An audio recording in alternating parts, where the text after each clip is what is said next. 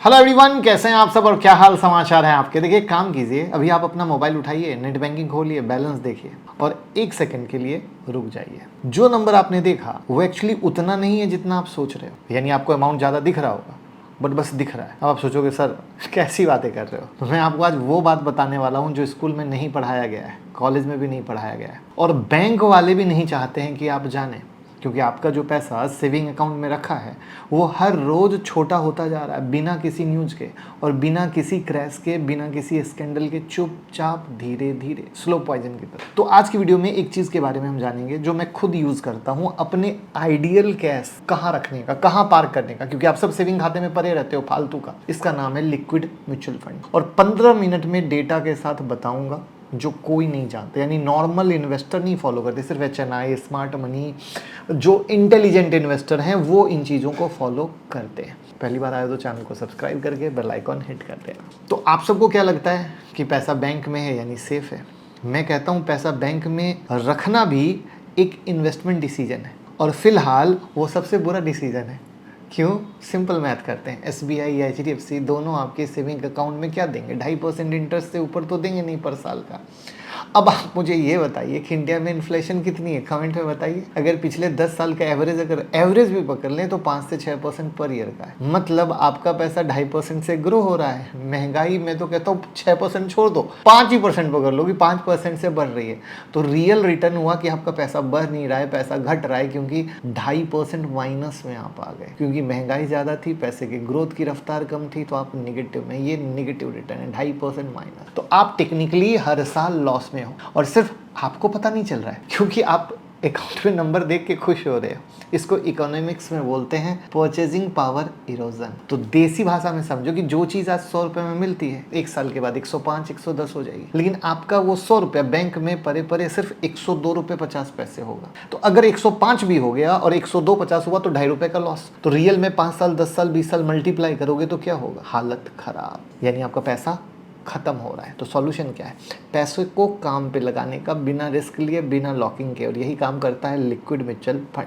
अब बात समझ आई हो तो लाइक करना। लिक्विड म्यूचुअल फंड एक ऐसी कैटेगरी है जहां आपका पैसा इन्वेस्ट होता है शॉर्ट टर्म डेट इंस्ट्रूमेंट में। अब इसका क्या मतलब हुआ? बिग कंपनी और गवर्नमेंट को कभी कभी 30, 60, 91 डेज के लिए पैसा चाहिए होता है। वो मार्केट में इंस्ट्रूमेंट इशू करते हैं जैसे commercial paper, treasury bill, certificate of deposit. Liquid fund के मैनेजर इन इंस्ट्रूमेंट में आपका पैसा लगाते हैं। अब ध्यान रखिएगा एक की रूल, कोई भी इंस्ट्रूमेंट 91 डेज से ज़्यादा का नहीं होता है, इसलिए रिस्क बहुत कम है, वोलेटिलिटी ऑलमोस्ट 0 और पता है रिटर्न स्टेबल है। हिस्टोरिकली जाओगे तो 6 से 7.5% पर ईयर। वहाँ क्या मिल रहा था? 2.5%। यहाँ क्या मिल रहा है? 6 से 7.5%। अब सबसे इम्पॉर्टेंट, पैसा कहीं अटक भी नहीं रहा है। बैंक के अगर FD में भी डालते हो तो 1 साल की लॉक इन है और अगर बीच में निकाला तो पेनल्टी। लिक्विड फंड में आज अप्लाई करो, कल पैसे अकाउंट में। मतलब एकदम सिंपल नहीं, सिंपलेस्ट वर्जन, एक सबसे सही तरीका, सही तरीके से इन्वेस्ट जानने का। अब मैं जानता हूँ कि यहाँ पर बहुत लोग एक चीज़ सोचते हैं कि मुकुल भाई म्यूचुअल फंड तो मार्केट लिंक्ड होता है ना, तो लॉस भी तो हो सकता है। बहुत वैलिड सवाल है, लेकिन यहाँ समझो, लिक्विड फंड इक्विटी फंड नहीं है। इक्विटी फंड में निफ्टी गिरता है तो आपका पैसा गिरता है, ठीक है। लिक्विड फंड में आपका पैसा गिरता नहीं है क्योंकि ये स्टॉक मार्केट पे डिपेंडेबल नहीं है। ये डिपेंड करता है शॉर्ट टर्म इंटरेस्ट रेट पे और वो 91 डेज में बहुत ज़्यादा नहीं बढ़ते गिरते हैं, जो मैंने आपको बताया था पहले। फिर भी मैं इसको एक एग्जांपल से भी बता दूं तो 2020 में कोविड क्रैश आया, सेंसेक्स 40% गिरा। लिक्विड फंड ने क्या किया? उनका NAV ऑलमोस्ट फ्लैट या स्टेबल रहा। रिटर्न स्लाइटली इफेक्टिव है बट निगेटिव ना बाबा ना। एक ही रिस्क होता है लिक्विड फंड में, क्रेडिट रिस्क का। मतलब अगर जिस कंपनी का कमर्शियल पेपर आपने लिया, कहीं वो कंपनी डिफॉल्ट ना कर दे। इसलिए आपका फंड चूज करना बहुत ही ध्यान से ज़रूरी है, जिसमें AAA या सॉवरन रेटेड इंस्ट्रूमेंट होना बहुत ज़्यादा ज़रूरी है। अब इसीलिए पता है एम्फी ने बोला है कि लिक्विड फंड एक प्रमुख ऑब्जेक्टिव है किस चीज़ का? सेफ्टी फर्स्ट, लिक्विडिटी सेकेंड और रिटर्न थर्ड में। मतलब मैं अभी आगे बहुत कुछ बताने वाला हूँ, लेकिन मुझे आप बताओ, इतना सा सुन के आपको लगता है ना कि अगर सेविंग खाते में रखा है तो मैंने बिगेस्ट मिस्टेक की? तो कमेंट में बताना। देखो अभी 40+ लिक्विड फंड है। अब सवाल आता है कौन सा चूज़ करें, तो मैं आपको बहुत प्यारा सा फ्रेमवर्क देना वाला हूँ और ये बहुत आसान तरीका है आपको बेहतरीन फंड को चूज़ के पता करने का। सबसे पहले आता है AUM फिल्टर, यानी सबसे पहले मुझे चाहिए बड़ा फंड। क्यों?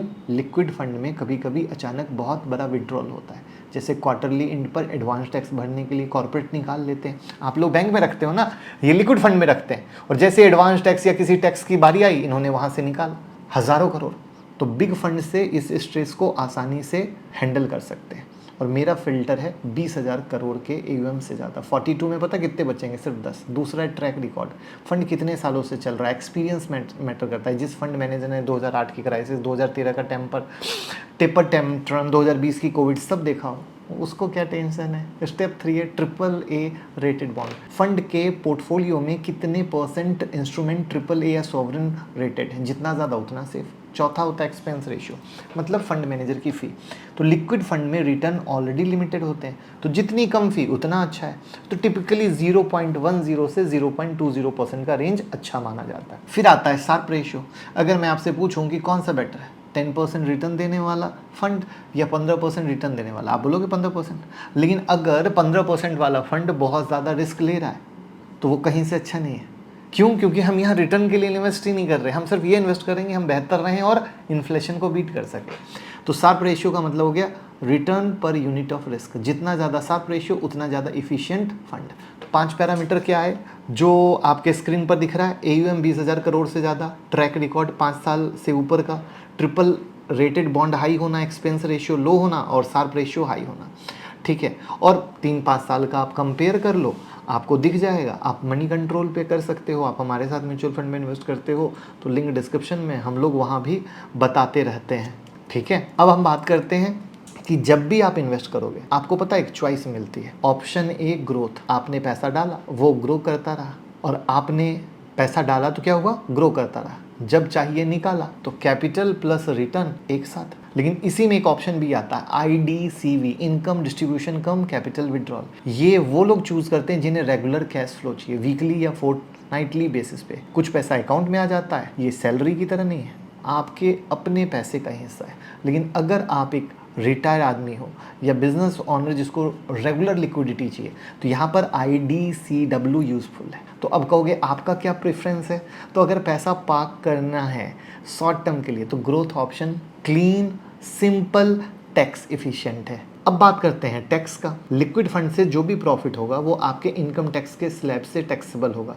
30% स्लैब में हो तो 30% का टैक्स, 20% में स्लैब में हो तो 20% FD जैसा है। और सेविंग अकाउंट के इंटरेस्ट पे भी आप टैक्स देते हो, इसलिए कंपैरिजन में डिसएडवांटेज नहीं है। मतलब आपको दिमाग में आए ना कि डिसएडवांटेज नहीं है। और एक इंपॉर्टेंट बात, पुराने रूल में लॉन्ग टर्म कैपिटल गेन पे लिक्विड फंड का एडवांटेज था।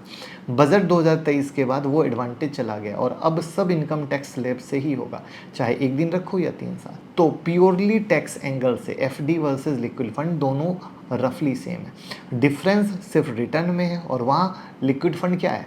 सबसे आगे। तो अब कौन और कब इसको यूज करना चाहिए, जिसको कहते हैं ना यूज केस की बात। तो लिक्विड फंड परफेक्ट है जब इमरजेंसी फंड को पार्क करना हो 3 महीने 6 महीने की हिसाब से, और FD से बेहतर है क्योंकि लॉक इन नहीं है। तो शॉर्ट टर्म गोल के लिए कि 3 महीने के बाद कार लेनी है, 6 महीने के बाद घर का देना है, कोई एडवांस टैक्स देना है, बेहतरीन है। स्टॉक मार्केट का वेट कर रहे हो कि गिरने पर हम बाय करें, तो आप अपना पैसा लिक्विड फंड में रखो। तो जो हमारे पास म्यूचुअल फंड में इन्वेस्ट करते हैं अच्छा खासा अमाउंट में, उनके पैसे को हम लिक्विड फंड में रखते हैं, क्योंकि बैंक में पड़ा पैसा कोई मतलब नहीं आता है। बिजनेस ऑनर हो, क्वार्टरली एंड पे पैसा चाहिए, एडवांस टैक्स देना है, लिक्विड फंड में रखो। बोनस या लमसम मिला, अच्छा खासा पैसा आया अचानक, अभी इन्वेस्ट करना डिसाइड नहीं किया, लिक्विड फंड में रखो, बैंक में ना डालो, FD में ना डालो। एकदम कलाकार चीज़ है ये, बहुत अच्छी प्यारी चीज़ है। बस प्रॉब्लम क्या है, लोगों को पता नहीं है या कोई सही से गाइड करने वाला नहीं है। तो जैसा कि मैंने बताया, अब हमें हमारे साथ म्यूचुअल फंड में इन्वेस्ट करते हो तो ये सब चीज़ सिखाते हैं, लिंक डिस्क्रिप्शन में आप भर देना। तो मैं ये नहीं बोल रहा कि लिक्विड फंड एक लाइफ चेंजिंग इन्वेस्टमेंट है, ये सिर्फ एक स्मार्ट पार्किंग स्पेस है आपके पैसों का। वो पैसा जो आप वैसे ही बैंक में रखते हो और उसे थोड़ा हार्ड वर्क काम पे लगाते हो। आई बात समझ में? और किस तरीके से ये बेहतर है, पूरी कैलकुलेशन बताई, तो कैसा लगा कमेंट में बताइए। और अगर आप लिक्विड ETF के बारे में सीखना चाहते हो तो कमेंट में लिखिए लिक्विड ETF, मैं लिक्विड ETF के बारे में भी बताऊंगा। और वीडियो को शेयर करके प्यार दीजिए। Thank you.